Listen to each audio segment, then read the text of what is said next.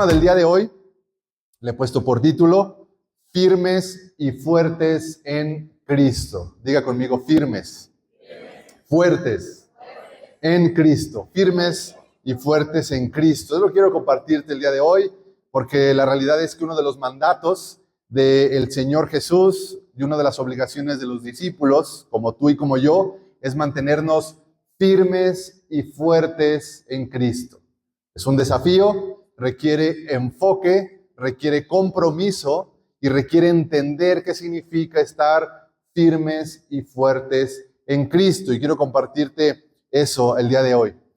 Tenemos que reconocer que uno de los desafíos que enfrentamos los cristianos es el crecer en determinación y en compromiso para mantenernos firmes y fuertes en nuestra fe y en nuestro caminar con Cristo. Fíjate bien lo que te voy a decir. Cuando en la Biblia tú leas la palabra fe, no siempre significa lo mismo, aunque en esencia tiene los mismos principios. Fíjate bien. Tú vas a leer en el Nuevo Testamento, tú vas a leer en la Biblia la palabra fe, pero no siempre se va a significar lo mismo, aunque como esencia, como base, apunta hacia el mismo entendimiento, no siempre significa lo mismo. En este sentido, cuando yo te voy a hablar de fe hoy en este mensaje, con fe me estoy refiriendo al sistema de creencias y doctrinas que conforman tu vida cristiana. ¿Sí? Mantenerse firme en la fe significa mantenerse firme en las creencias y principios que te rigen a ti como un hijo de Dios. ¿Tiene sentido esto? A veces cuando hablamos de fe, lo primero que pensamos es que fe significa creer, y está bien, ¿verdad? Pero en este sentido que hoy te lo voy a predicar y que vamos a leer en la carta a los Colosenses, fe significa creer, pero creer es tener bien definido los sistemas, las formas y la doctrina que rigen y gobiernan mi vida como cristiano, ¿sí? Hay principios, hay valores, hay doctrinas, hay fundamentos que si yo los tengo bien definidos, entonces yo voy a estar firme. Cuando ese cimiento, cuando esas creencias son débiles, cuando esas creencias son como la arena, cuando esas creencias no están bien claras, entonces yo voy a tener una fe débil. Fíjate lo que te estoy diciendo. Firmes y fuertes en Cristo significa tener una fe fuerte.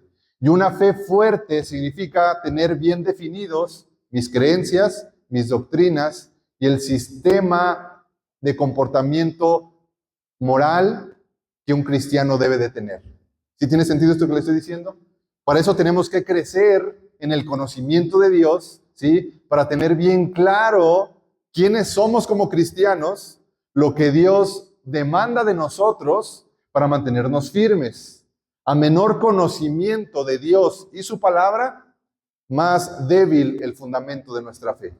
Fíjese bien, a menor conocimiento, a más ignorancia de Dios y su palabra, nuestra fe va a ser débil. Señor, aumenta mi fe, ¿sí? La fe se aumenta a través de un conocimiento de la palabra de Dios y de la persona de Jesús, ¿sí? Firmes y fuertes. Ahora, la carta que voy a leer a continuación es la carta a los Colosenses. La carta a los Colosenses, ¿sí? Nos recuerda que para que una iglesia y para que los cristianos se mantengan firmes en la fe, Dios ha establecido a maestros y pastores para edificar el cuerpo de Cristo a través de enseñanzas, a través de mantenerlos en la verdad para que su fe sea firme. La carta a los Colosenses trata temas muy interesantes porque habla de un apóstol con corazón pastoral, un apóstol Pablo, que le escribe a una iglesia para enseñarles la verdad para que su fe sea fuerte, no tambalee y no se aparten de la fe. La iglesia de los Colosenses estaba pasando por diferentes situaciones que ahorita vamos a leer, pero lo que quiero hablarte hoy es cómo el apóstol Pablo como pastor y cómo el día de hoy seguimos estando dentro de estas dinámicas de crecimiento, edificación, firmeza y fortaleza en Cristo. Y que día tras día tenemos que crecer para estar firmes y fuertes en nuestra fe. Los falsos maestros siempre han existido, ¿sí? Lo contrario a la fe verdadera, lo contrario a la verdad, es la herejía y la mentira. ¿Estamos de acuerdo? Lo contrario a la fe verdadera y la verdad, lo contrario es mentira y herejía. Y la verdad es muy antigua, es muy vieja. Por lo tanto, la mentira es igual de antigua que la verdad, siempre ha existido. Y todos los cristianos, a lo largo de los años que ha existido la iglesia cristiana, desde que Jesús resucita, va a las alturas, desciende el Espíritu Santo y comienza la iglesia en el libro de los Hechos, como tú ya la conocemos, la iglesia siempre se ha enfrentado a la mentira y a la herejía, que son principios contrarios a la palabra de Dios, que lo único que hacen es debilitar la fe, debilitar la vida cristiana y hacer que las personas se pierdan, ¿sí? Se vayan o se corrompan o se desvíen de la fe verdadera. Por lo tanto, encontramos en esta carta a un Pablo tratando estos asuntos para una iglesia donde el corazón de Pablo es que la iglesia se mantenga firme y fuerte en Cristo. Amén. ¿Vamos bien hasta aquí? Primera carta a los Colosenses, capítulo 1. Fíjate lo que dice Colosenses capítulo 1, verso 1 en adelante.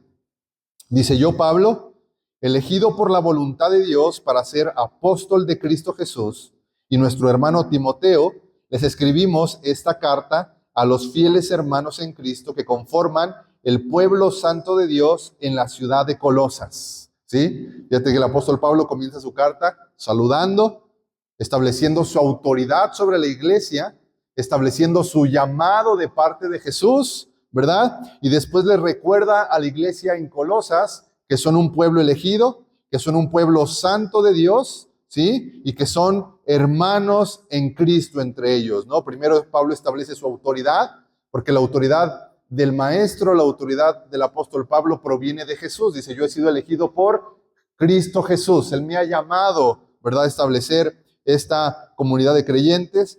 Y luego les hace recordar su identidad como pueblo santo y como hermanos en Cristo Jesús.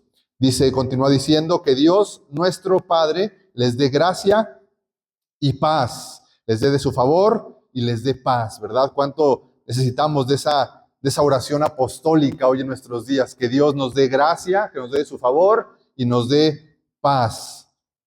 Verso 3 dice: siempre oramos por ustedes y le damos gracias a Dios, el Padre de nuestro Señor Jesucristo, porque hemos oído de su fe en Cristo Jesús y del amor que tienen por todo el pueblo de Dios. Ambas cosas provienen de la firme esperanza puesta en lo que Dios les ha reservado en el cielo, ¿sí?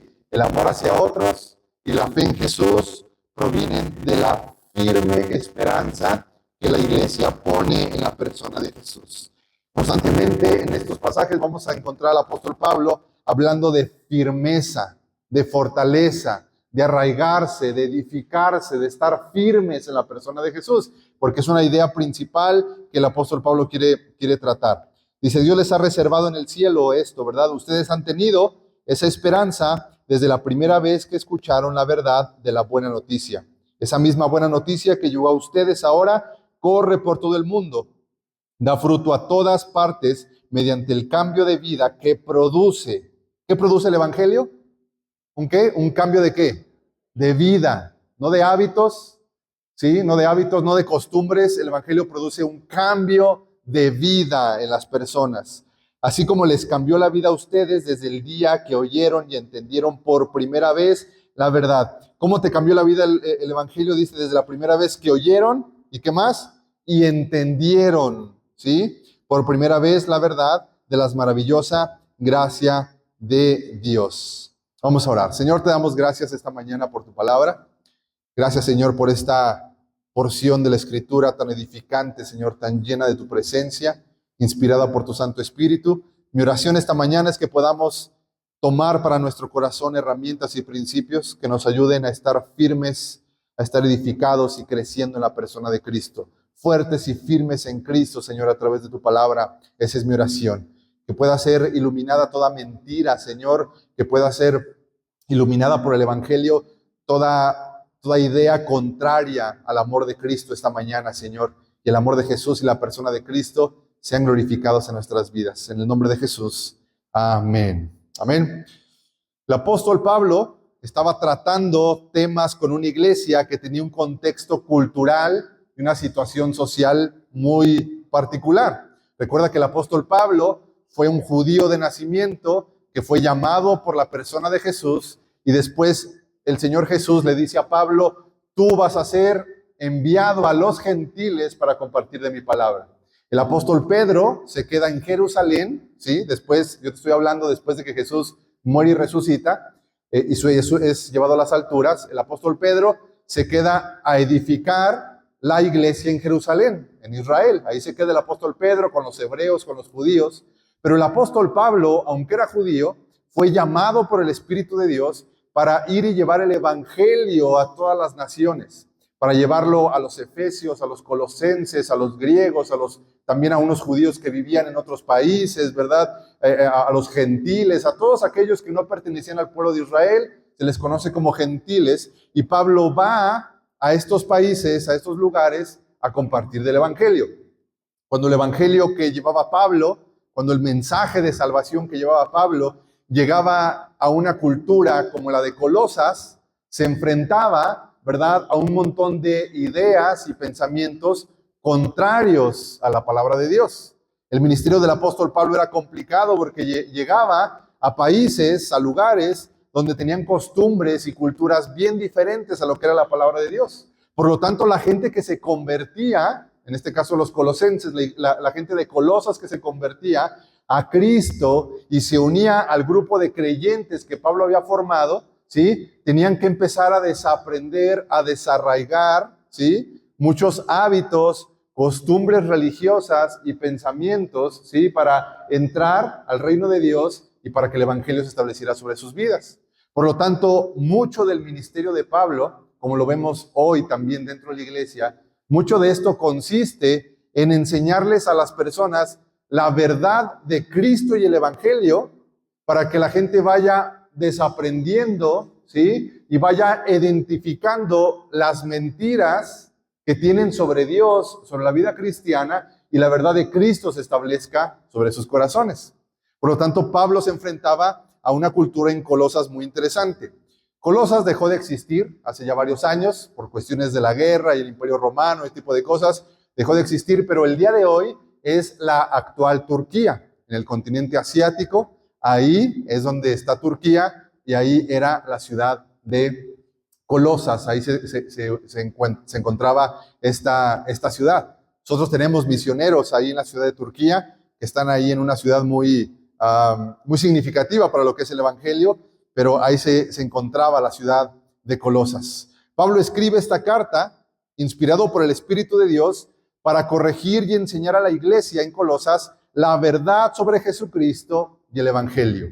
Fíjate, la mayor lucha que tenemos tú y yo, ¿sí?, para que el reino de Dios se establezca en nuestras vidas, se encuentra aquí. La mayor lucha a la que tú y yo nos enfrentamos para experimentar el poder de Dios y el reino de Dios en nuestras vidas, se encuentra aquí.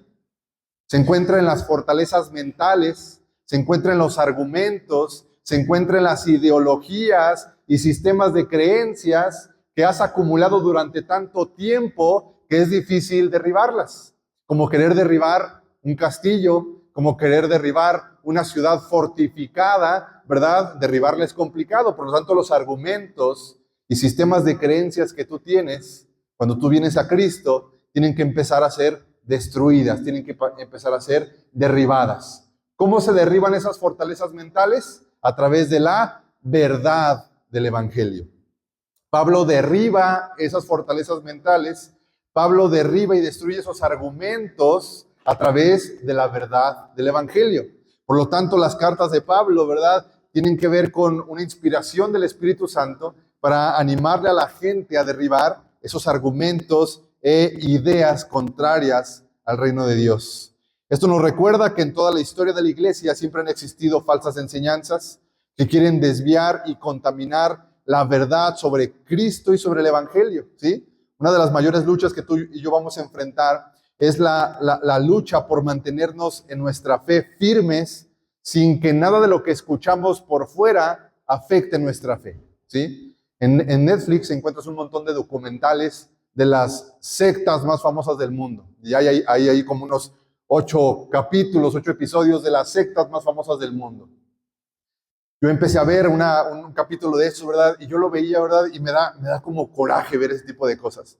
Me da coraje primero de ver cómo esas sectas, ¿verdad? De un año para otro crecen a miles de personas, ¿verdad? Yo no sé cómo le hacen a esas personas. Yo creo que el diablo es bien canijo, ¿verdad? Y miles de personas andan siguiendo a este hombre que dijo que sus herejías y sus mentiras, y la gente lo anda siguiendo, ¿verdad? Pero también me da coraje porque yo sé que mucha gente ve ese tipo de documentales, escucha ciertos tipos de noticias, escucha cierto tipo de ideas, y como tienen una fe frágil, tienen una fe que está construida sobre arena, lo que hacen ese tipo de información, lo que hace es destruir la fe de aquellas personas que se encuentran débiles en sus creencias. Y me da coraje, me enojo, ¿verdad? Porque ¿cómo es posible, verdad, que el enemigo nos gane tan fácilmente la batalla a través de plantarte ideas, pensamientos, ¿verdad? Y que tan fácilmente tú te alejes de la fe y que tu fe se mantenga como construida sobre arena y que fácilmente pueda ser llevado de aquí para allá con pensamientos. Escuchas reportajes, ves noticias, te encuentras algo en el Facebook, te encuentras algo en la tele, ¿verdad? Y todos esos pensamientos que quieren entrar a tu mente para contradecir el evangelio y contradecir la palabra de Dios, vienen a sacudir tu fe. Y en el caso de algunos, los siguen distrayendo y los apartan del camino de Dios. ¿Qué pensamientos estaban infiltrándose a la iglesia en Colosas que se parecen quizá a los de hoy en día? Fíjate bien.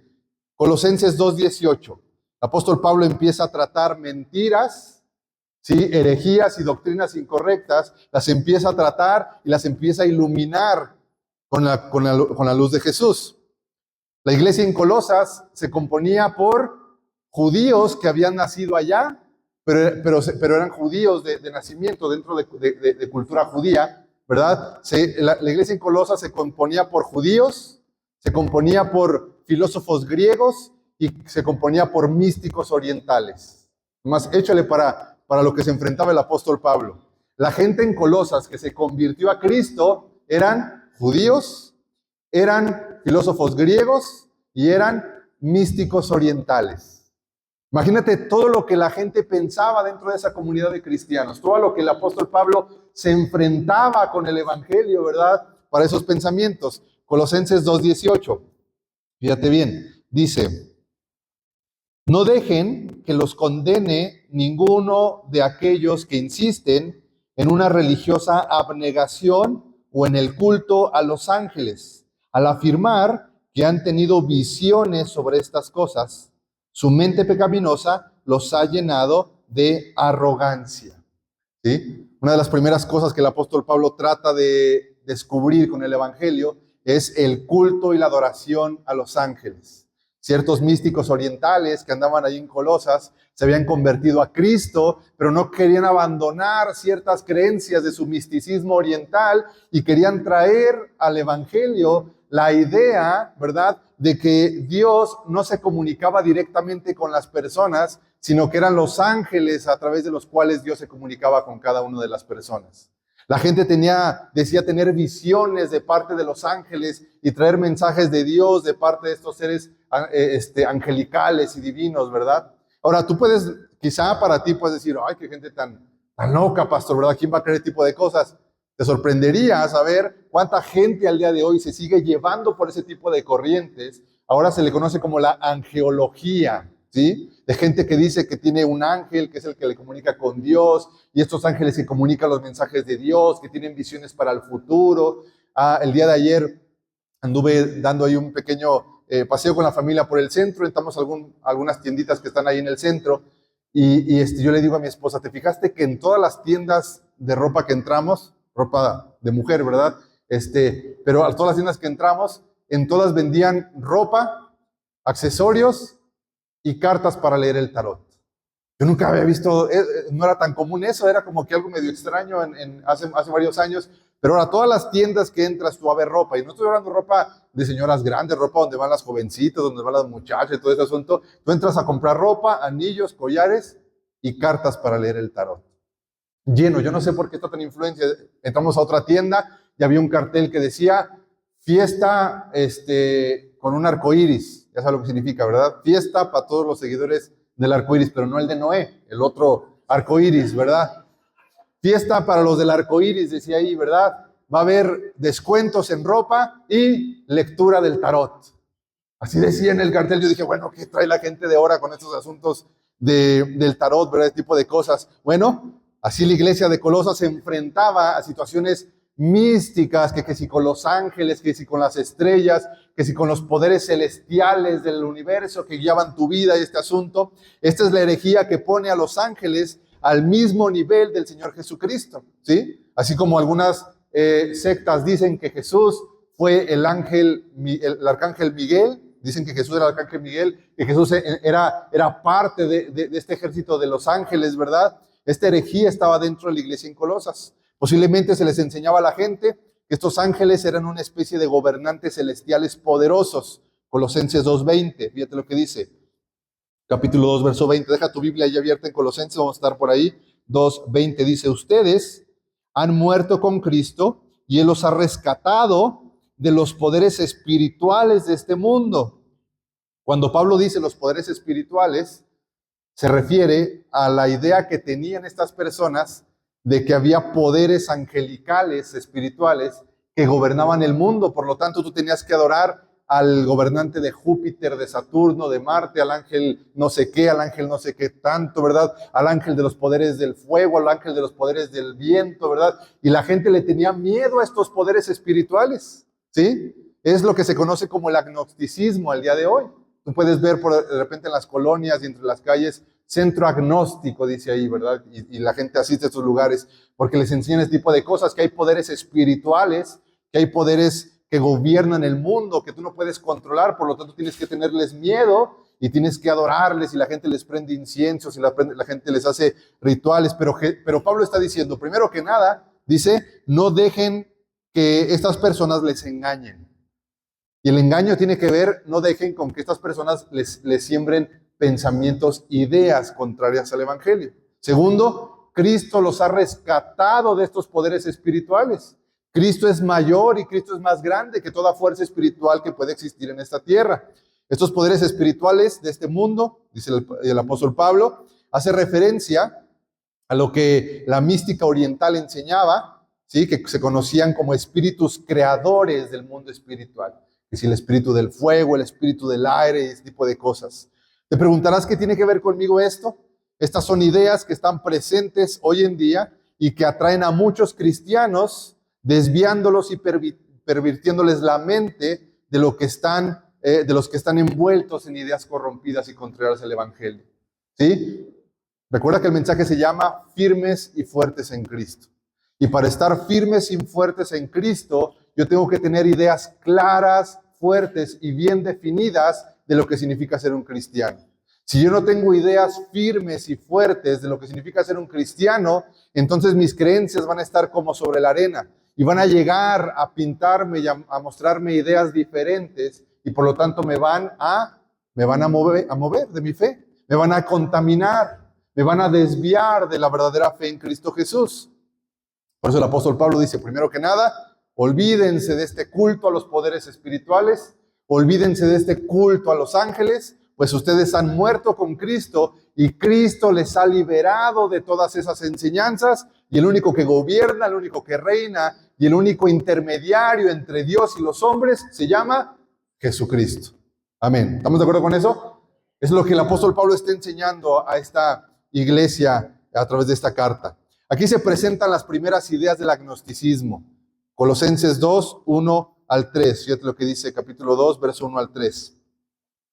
Quiero que sepan cuánta angustia he sufrido por ustedes y por la iglesia en la Odisea, y por muchos otros creyentes que nunca me conocieron personalmente. Quiero que ellos cobren ánimo y estén bien unidos, ¿cómo? Con fuertes lazos de amor.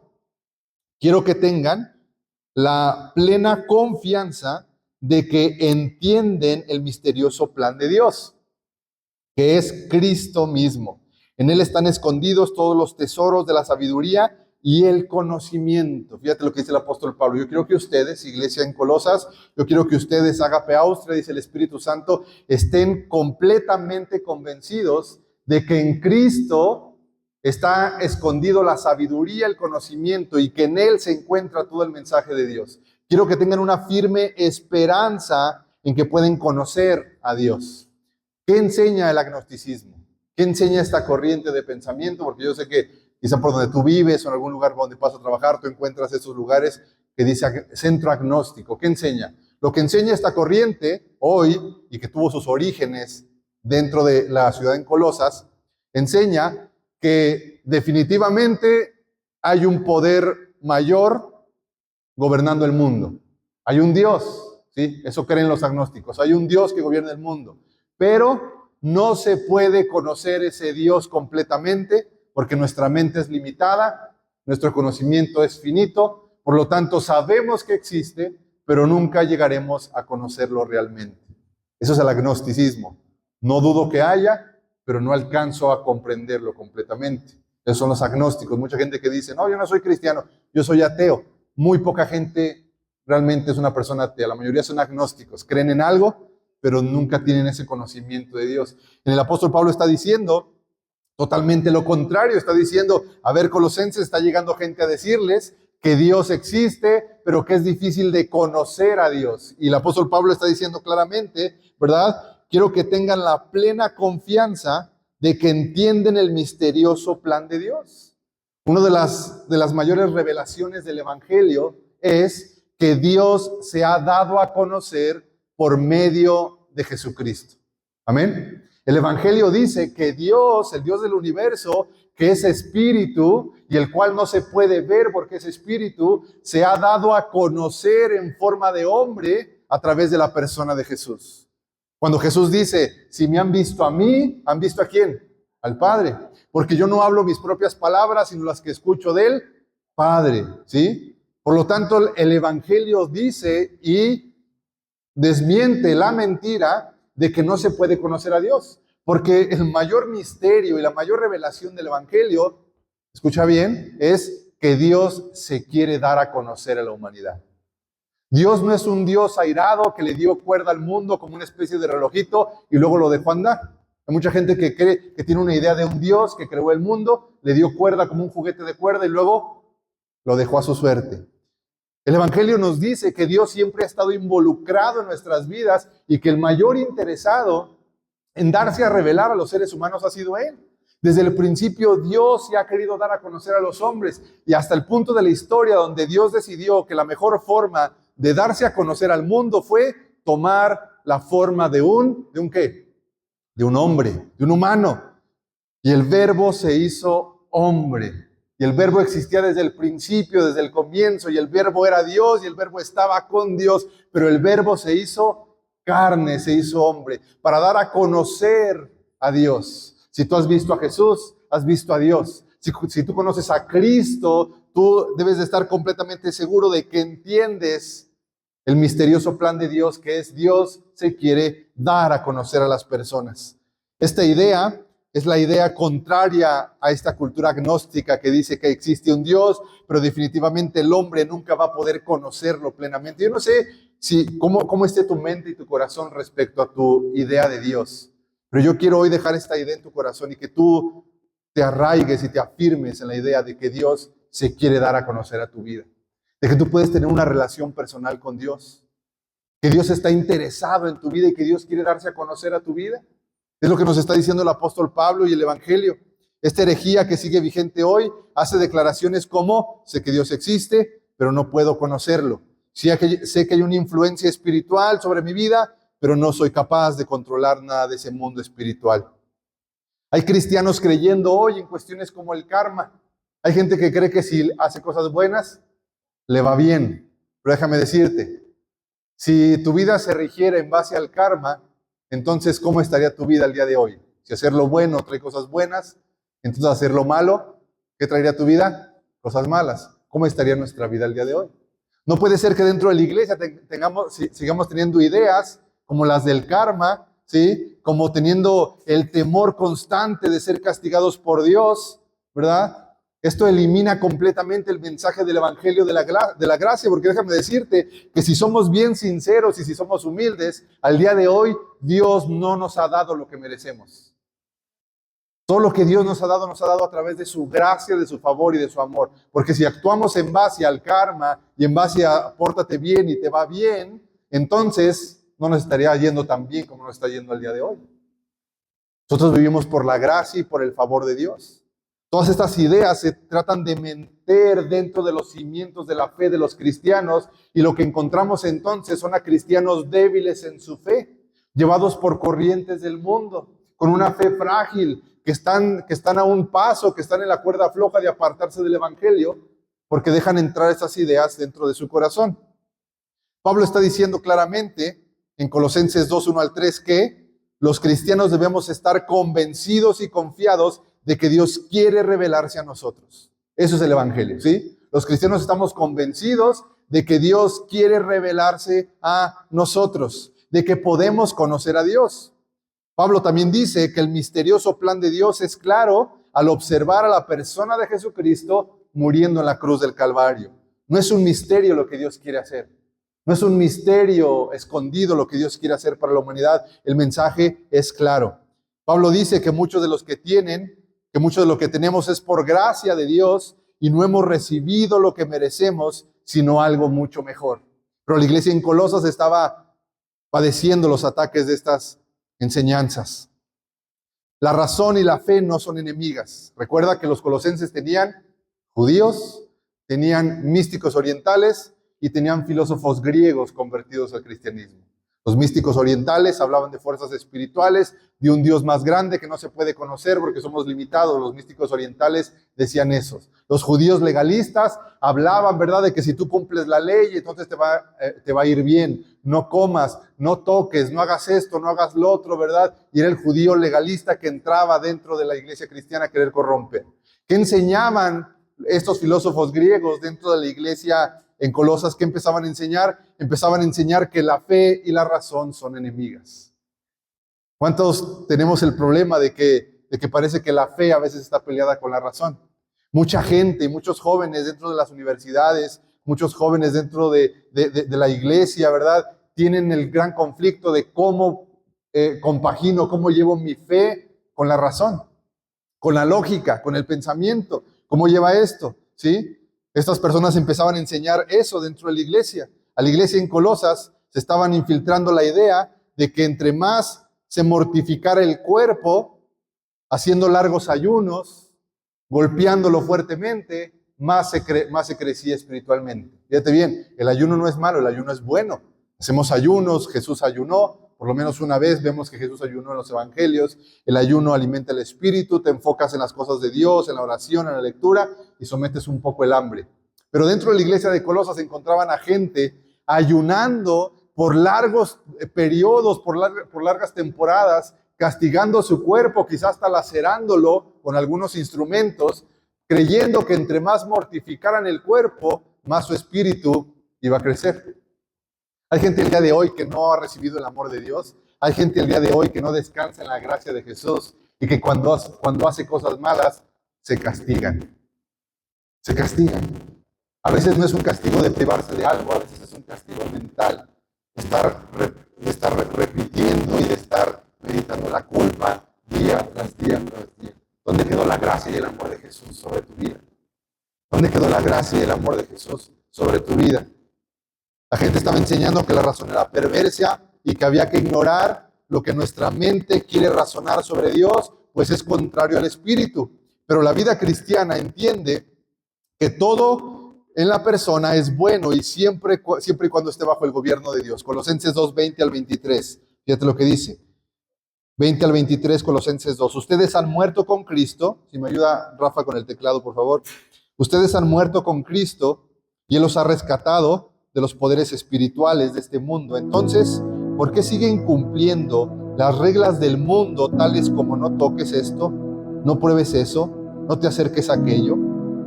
Esas reglas son simples enseñanzas humanas acerca de cosas que se deterioran con el uso. Cristianos que le tienen miedo a pasar por debajo de una escalera. ¿Habrá? No se volteen a ver, yo vi unos que echaron Se echaron el cambio de luces, ¿verdad?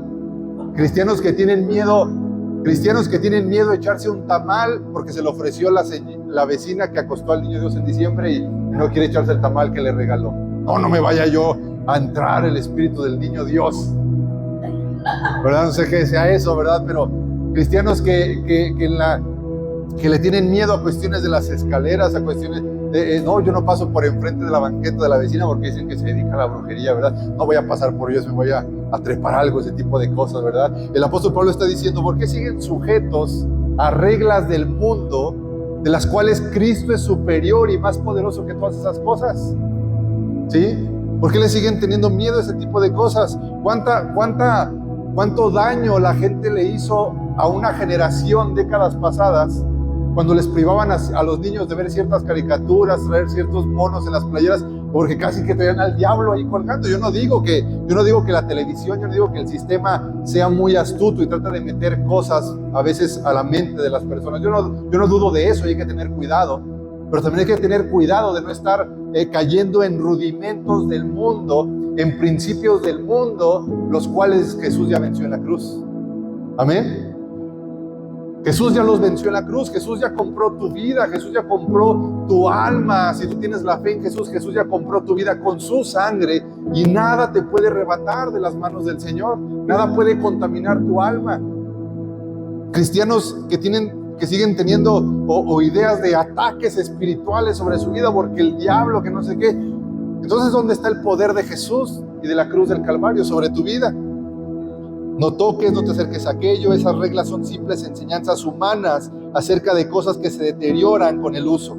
No, si va a orar por ese hermano, no le ponga las manos, porque se le puede pasar al honor. Usted nada más ore de lejitos, ¿verdad? Hay cristianos que dicen que no pueden tocar a las personas cuando oran por ellas, que porque se les meten cosas. ¿Que no Cristo venció todas esas cosas? ¿Que no Cristo es más poderoso que todos los poderes espirituales sobre tu vida? Cristo es mayor que los ángeles. Cristo es mayor que los poderes espirituales. Cristo es mayor y mucho más grande que el diablo 1,000,000 de veces. Cristo venció todo eso en la cruz. ¿Por qué se sujetan a eso? Le dice Pablo a la iglesia en Colosas. Verso 22. Podrán parecer sabias porque exigen una gran devoción, una religiosa abnegación y una severa disciplina corporal. A veces los que hacen el ayuno creen como que más espiritual. No, yo ayuno todos los días, ¿verdad? Más que no le alcanza para comer, hermano, y usted se está disfrazando que no tiene para ayunar, ¿verdad? No, dice el apóstol Pablo, esas cuestiones místicas, ¿verdad? Esas cuestiones de ayunar todos los días, esas cuestiones de orar en lengua, este tipo de cosas, eso es bueno porque está en la palabra de Dios, pero cuando eso se vuelve un principio mayor que nuestra fe en la persona de Cristo Jesús, nos estamos desviando completamente del poder del Evangelio. Y parecen buenas porque le exigen a la persona mucha disciplina y mucha abnegación, ¿verdad? Y mucho tipo de cosas. Lo dice el apóstol Pablo, pero esas cosas van desapareciendo. No ofrecen, fíjate lo que dice. Verso 23, ponme verso 23. Podrán parecer sabias porque exigen una gran devoción, una religiosa abnegación y una severa disciplina corporal. Pero a una persona no le ofrecen ninguna ayuda para el vencer sus malos deseos. Fíjate lo que te está diciendo la palabra de Dios. Dice, hay gente que le está huyendo a la responsabilidad, a la decisión y a la fe en Cristo Jesús. Le está huyendo a eso y lo está disfrazando de ayuno, lo está disfrazando de retiro, lo está disfrazando de no sé qué tantas cosas. Cuando dice el apóstol Pablo, todo eso no te puede librar de tu responsabilidad de renunciar al pecado. Dice el apóstol Pablo, Cristo ya venció eso en la cruz por ti. Tú tienes que creer en la persona de Jesús. Pero a veces tú te metes en cosas que parecen muy espirituales como para querer sanar cosas que Cristo ya sanó. Pero déjame decirte, no hay ayuno que sea más poderoso que la persona de Jesús. No hay ayuno no hay ayuno que vaya a funcionar, ¿sí? Si tú no te vuelves responsable de tus decisiones y renuncias conscientemente a tus malos deseos. Y tenemos a gente ayunando, y tenemos gente yendo a retiros, tenemos gente haciendo cosas, y nomás no se libra de los malos deseos. Dice Pablo, no, eso no te va a librar de los malos deseos. Eso no te va a librar de tu responsabilidad de renunciar a ese tipo de cosas. Esta vida es la que más, esta vida que llevaban los colosenses o algunos de ellos, es una vida que está muy ocupada más en lo que no debe de hacer que en lo que debe de hacer. Fíjate bien lo que te voy a decir. Cuando entramos en este tipo de vida cristiana, es una vida cristiana bien pesada, porque hay cristianos que están más enfocados en lo que ya no pueden hacer en Cristo, que se han olvidado de disfrutar de las libertades que Cristo les ha dado. Hay cristianos que viven un cristianismo tan pesado que únicamente están pensando, ya no puedo hacer esto, y esto es pecado, y esto está mal, y ya no puedo tomar, ya no puedo fumar, y ya no esto, ya no esto. Y hay gente que está más enfocada en lo que ya no puede hacer, en lugar de enfocar su vida en disfrutar las libertades que Cristo le ha dado. ¿Por qué estás tan preocupado porque ya no puedes tomar, ya no puedes fumar? ¿Por qué no disfrutas la libertad que Cristo te quiere ofrecer sin esas ataduras, sin esos hábitos? Pero hay gente que tiene más en claro lo que ya no puede hacer, una lista enorme de lo que ya no debe hacer, y tiene en blanco la lista donde deberían de ir todas las libertades que Cristo Jesús te ofrece. ¿Qué tienes más en mente en tu vida? ¿Cómo podemos entonces mantenernos firmes y fuertes? La clave está en el verso 7 y 8 del capítulo 2, Colosenses 2, 7 y 8. Desde el verso 6, por favor, 2, 6 al 8. Dice, por lo tanto, de la manera en que recibieron a Cristo Jesús como Señor, ahora deben seguir sus pasos. La clave, verso 7. Arráiguense profundamente en Él y edifiquen toda la vida sobre Él. Entonces, los sistemas de creencia cristiano que ustedes tienen se fortalecerán. Recuerda que yo te dije que la palabra fe en este contexto significa eso, ¿sí? Dice, arráigate y edifícate en Cristo Jesús. Entonces tu fe o todos tus sistemas de creencia como cristianos se van a ver como fortalecidos en la verdad que se les enseñó y rebosarán en gratitud. Verso 8. No permitan que nadie los atrape con filosofías huecas y disparates elocuentes que nacen del pensamiento humano y de los poderes espirituales de este mundo, y no de Cristo. Pues en Cristo habita toda la plenitud de Dios en un cuerpo humano. Si tu fe está firme en Jesús, entonces tú no serás llevado o arrastrado por los poderes y por los pensamientos humanos y espirituales. ¿Cómo me mantengo firme y fuerte en Jesús? Pablo utiliza la analogía de dos cosas. Arraigados, que significa echar raíces profundas en el conocimiento de Dios. Echa raíces profundas en el conocimiento de Dios. Ninguna raíz que es superficial sirve. La raíz, para que sea funcional, tiene que ser una raíz que crece a lo profundo y a lo ancho. Y Pablo está diciendo, para que su fe crezca y para que se mantengan firmes y fuertes en Jesús, ustedes tienen que tener un conocimiento profundo y ancho en la persona de Jesús. Si tu conocimiento sobre Jesús es superficial, tú tienes raíces muy pequeñitas, que no se están nutriendo completamente de la persona de Jesús, que no están fuertes, y el día que venga una tormenta sobre tu vida, el día que venga una prueba para tu fe, tú te vas a arrancar fácilmente del Evangelio, tú te vas a arrancar fácilmente del camino de Dios. Por eso Pablo dice, tú tienes que echar raíces profundas y anchas en el conocimiento de Dios. ¿Cómo he hecho raíces profundas y anchas? Nos tenemos que volver estudiosos de la persona de Jesús y de la palabra de Dios. No es suficiente un estudio a la ligera, no es suficiente un estudio superficial de la persona de Jesús. Por eso tenemos escuela de líderes, por eso tenemos cursos, por eso se abrió el Centro Universitario Ágape con la licenciatura en Teología, por eso invitamos a personas, por eso le animamos a congregarse cada domingo para que escuche el mensaje, porque estamos comprometidos a arraigarnos en Jesús, que significa tener un conocimiento profundo y ancho de la persona de Jesús. ¿Cuánto conoces de Jesús? Si yo te preguntara el día de hoy, ¿conoces los 5 ministerios de Jesús? ¿No los conoces los 5 ministerios de Jesús? ¿Conoces los frutos del Espíritu Santo?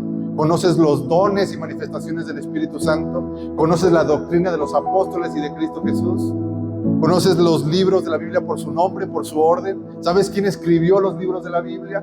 Si usted no puede responder por lo menos a 3 preguntas de esta, usted tiene un conocimiento superficial de Dios y del Evangelio. Usted tiene raíces profundas. Y usted está a un vientecito así de apartarse del camino de Dios y andar con la mente, mire, con la mente divagando, con la mente dispersada, con la mente envuelta en ignorancia, con la mente envuelta en ideas equivocadas. Raíces profundas es tener ideas claras y bien definidas sobre quién es Cristo. Conocer los principios de la vida cristiana que hace un discípulo, como espera Dios que vivamos. Entre más conozcas estas cosas y mejor las entiendas, tus raíces serán más profundas. Edifíquense, dice el apóstol Pablo, después de echar raíces profundas y anchas, dice el apóstol Pablo, después hay que empezar a edificar. Y utiliza el mensaje de las raíces y la semilla, y después utiliza el mensaje de construir un edificio. Raíces profundas y anchas, y luego edifiquen, construyan sobre Cristo. Las raíces que crecen hacia lo profundo y a los lados no son suficientes si no se está creciendo y edificando como un edificio que se levanta. Esto es la vida de un cristiano que todo lo construye sobre Cristo. Yo quiero tener una familia, mi cimiento va a ser Cristo Jesús. Yo quiero tener un negocio, mi cimiento va a ser Cristo Jesús.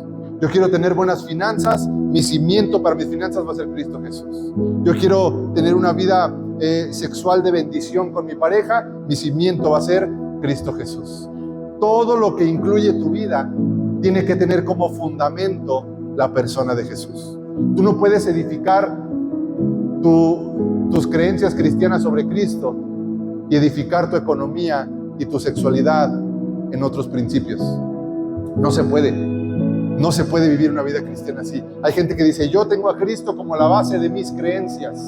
Yo creo en Dios y en la salvación de Dios, y esa es la base. Pero mis finanzas, yo las tengo edificadas sobre el fundamento de la experiencia. Pero mi sexualidad, yo la tengo edificada sobre el fundamento de la cultura y de lo que me enseña el mundo. El apóstol Pablo está diciendo, toda tu vida, lo que eres tú como mujer, como hombre, como padre, como hijo, como hermano, como empresario, como trabajador, todo lo que es tu vida tiene que edificarse sobre Jesús. Pero primero tienes que identificar todas las mentiras. Por lo menos hablé de 3 cosas aquí: el misticismo, el agnosticismo y el legalismo dentro de la iglesia. Tienes que deshacerte de esas mentiras, tomar la verdad del evangelio y empezar a echar raíces profundas y edificar en Cristo Jesús. Amén. Señor, te damos gracias esta mañana porque tu palabra, Señor, ha venido a ser como una lámpara sobre nuestras vidas, que viene a iluminar todas las falsas creencias e ideas equivocadas que tenemos de la persona de Dios. Señor, líbranos del legalismo cristiano que está más interesado en cumplir normas y mandamientos. Señor, líbranos, Señor, de estar más pendientes del diablo y los ángeles que de la persona de Jesús. Señor, líbranos, Señor, de estar teniendo un intelectualismo cristiano que nos está haciendo que nos olvidemos del poder de Dios y del evangelio, Señor. Te lo pedimos, Señor, que tu Santo Espíritu venga a iluminar esta mañana nuestro corazón. Señor, te pedimos perdón si lo que hemos estado haciendo solamente tiene que ver con una llenura de información y nos estamos volviendo intelectuales cristianos, sin revelación y sin profundidad. Líbranos, Señor, si somos cristianos legalistas, que estamos únicamente en el cumplimiento de las normas y de las reglas. Líbranos del cristianismo místico, Señor, que está más al pendiente del mover espiritual del diablo y los ángeles, y nos hemos olvidado de la persona de Jesús.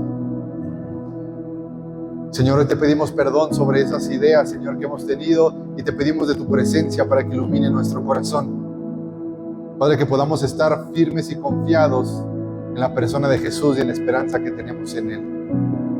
Señor, que podamos estar seguros de que podemos conocerte en todo tiempo y en todo momento, que lo que tenemos es por gracia y no por obras ni mérito propio. Señor, déjanos echar raíces profundas y anchas en la persona de Cristo, pero también permítenos construir nuestra vida sobre la persona de Jesús. Que todas las áreas de mi vida se construyan sobre Cristo. Que mi ministerio, mi negocio, mi familia, mi matrimonio, mis sueños, mis deseos, mis finanzas, todo lo que es mi vida sea construido sobre la persona de Jesús, para estar firmes y fuertes en Cristo y no ser llevados de aquí para allá por pensamientos, por ideas equivocadas y contrarias al Evangelio. Gracias, Padre, por este tiempo. Ponemos en tus manos En el nombre poderoso de Jesús. Amén. Amén. Le damos un aplauso a Jesús.